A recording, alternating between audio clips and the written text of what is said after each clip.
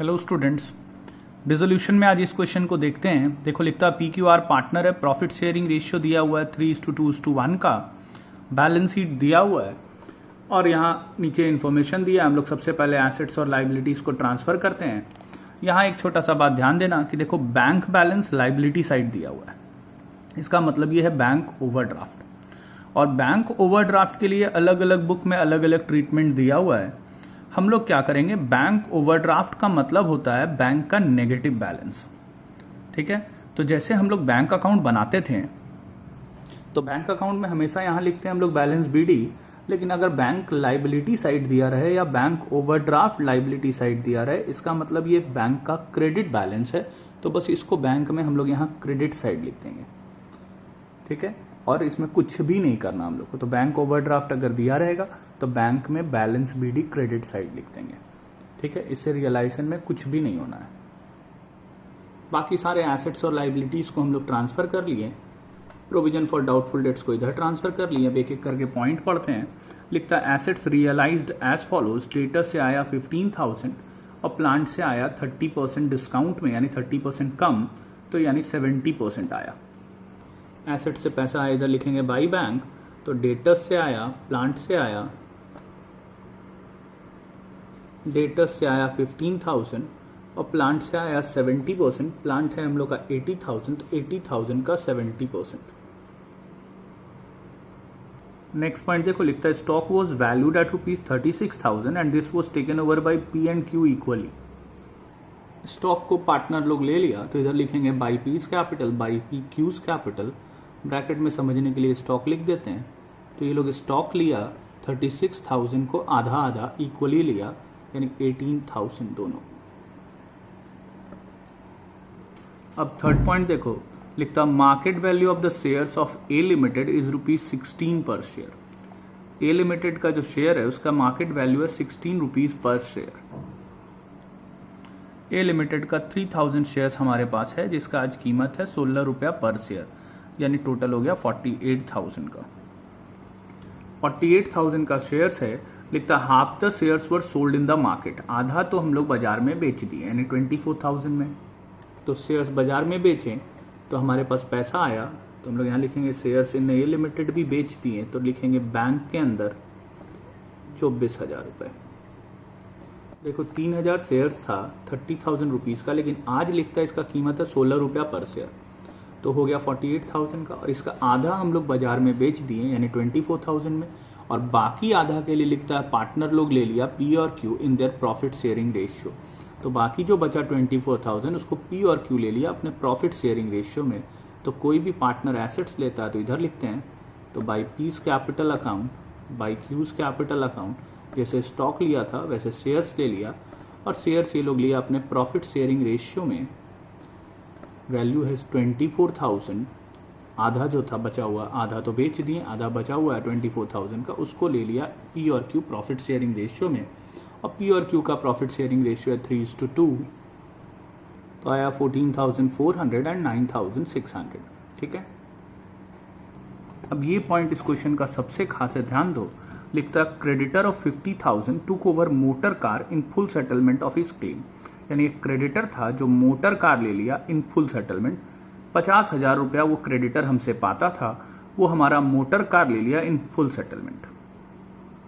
हम लोग क्रेडिटर को पेमेंट करते हैं तो इधर लिखते हैं टू बैंक, जर्नल होता है रियलाइजेशन टू बैंक। एसेट से पैसा आता है तो इधर लिखते हैं बाई बैंक, जर्नल होता है बैंक टू रियलाइजेशन। यानी यहाँ समझने वाली बात है कि हम लोग किसी लाइबिलिटी को जब पेमेंट करते हैं तो रियलाइजेशन को डेबिट करते हैं, लाइबिलिटी को पे करने के लिए रियलाइजेशन डेबिट करते हैं। इससे जब पैसा रियलाइज होता है तो उसके लिए हम लोग एंट्री करते हैं बैंक टू रियलाइजेशन, यानी एसेट जब जाता है तो उसके लिए भी रियलाइजेशन क्रेडिट करते हैं। तो लाइबिलिटी को जब पैसा देते हैं रियलाइजेशन डेबिट करते हैं, और एसेट्स जाता है उसके लिए रियलाइजेशन क्रेडिट करते हैं। तो यहाँ एक क्रेडिटर हमारा एसेट्स ले लिया, तो क्रेडिटर कम हुआ उसके लिए रियलाइजेशन डेबिट होगा, और एसेट्स गया उसके लिए रियलाइजेशन क्रेडिट होगा, तो ये आपस में कट जाता है।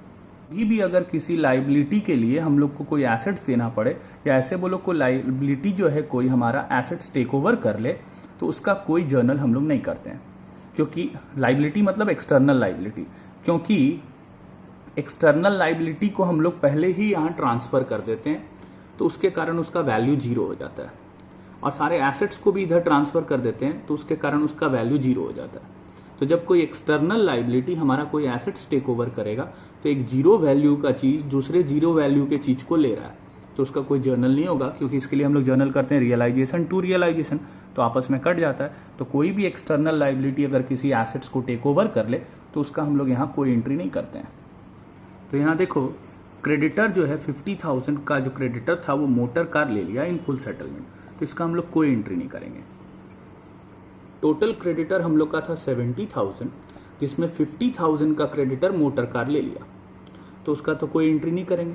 बचा 20,000 का क्रेडिटर, उस 20,000 के क्रेडिटर के लिए लिख रहा है कि बैलेंस क्रेडिटर व paid at a discount of 2%, बाकी क्रेडिटर्स को 2% डिस्काउंट में पे किए।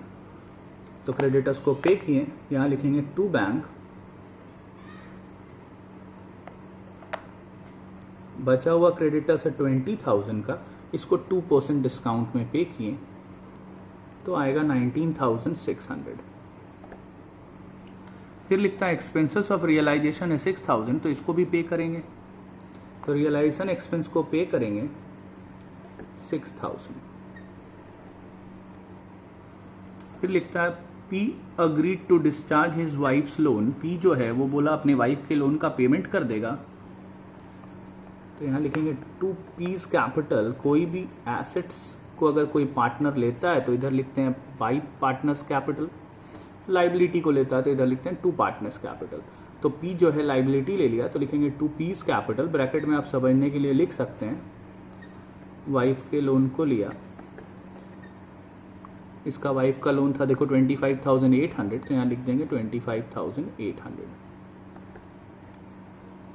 और कोई पॉइंट नहीं है और कोई लाइबिलिटी बचा भी नहीं, तो अब इसको टोटल करेंगे, बाहर कर देंगे। अब बैलेंस करेंगे, टोटल किए, बैलेंस आया 44,400, इसको पार्टनर्स में वो लोग के रेशियो में बांट दिए। अब यहाँ एक छोटा सा बात ध्यान रखना, हम आपको बोले थे बैंक ओवरड्राफ्ट जो दिया है उसको हम लोग यहाँ बैंक अकाउंट में बाई बैलेंस बीडी में लिख देंगे, क्योंकि लाइबिलिटी साइड बैलेंस दिया है बैंक का। बहुत से स्कूल में या बहुत से टीचर बताते हैं और बहुत से बुक में भी किया होता है कि बैंक ओवरड्राफ्ट को भी इधर ट्रांसफर कर देते हैं और फिर उसको भी पेमेंट कर देते हैं। तो यहाँ 12,000 का बैंक ओवरड्राफ्ट था, आप उसको यहाँ ट्रांसफर करेंगे और फिर उसको 12,000 पे भी करेंगे, तो इधर भी आपका 12,000 बढ़ जाएगा, इधर भी 12,000 बढ़ जाएगा, आंसर उतना ही आएगा। लेकिन हम आपको बोलेंगे कि आप ऐसा मत करना, और आईएससी के तो सिलेबस में साफ साफ लिख दिया है कि ऐसा नहीं करना है। अब बनाएंगे पार्टनर्स कैपिटल अकाउंट, सबसे पहले बैलेंस बीडी लिखेंगे, उसके बाद देखो यहाँ पार्टनर का नाम है तो ये इधर आ जाएगा बाई रियलाइजेशन, इधर पार्टनर का नाम है तो इधर आ जाएगा टू रियलाइजेशन, तो ये 2-3 बार है तो 3 बार आएगा। तो ये रियलाइजेशन से पार्टनर्स कैपिटल में ट्रांसफर हो गया। अब आप देखो यहाँ पर बैलेंस शीट में एसेट साइड एडवर्टीजमेंट सस्पेंस था, तो इसको राइट ऑफ करेंगे, इधर लिखेंगे टू एडवर्टीजमेंट सस्पेंस अकाउंट, और ये भी राइट ऑफ होगा उन लोगों के प्रॉफिट शेयरिंग रेशियो में। अब और कुछ नहीं है, तो जिसका जिधर बैलेंस आएगा बैलेंस कर लेंगे, बैलेंस कर लिए, 2 का बैलेंस इधर आया, 1 का बैलेंस इधर आया। अब बनाएंगे बैंक अकाउंट, तो रियलाइजेशन में इधर बैंक है तो ये इधर आ जाएगा, रियलाइजेशन में इधर बैंक है तो वो इधर आ जाएगा, फिर यहाँ जो बैंक है वो भी इधर आ जाएगा बाई पी और बाई क्यू के नाम से, और इधर है जो वो इधर आ जाएगा टू आर्स कैपिटल के नाम से। ये आ गया 1,11,400। आज इतना रहने देते हैं, बाकी हम लोग नेक्स्ट वीडियो में पढ़ेंगे।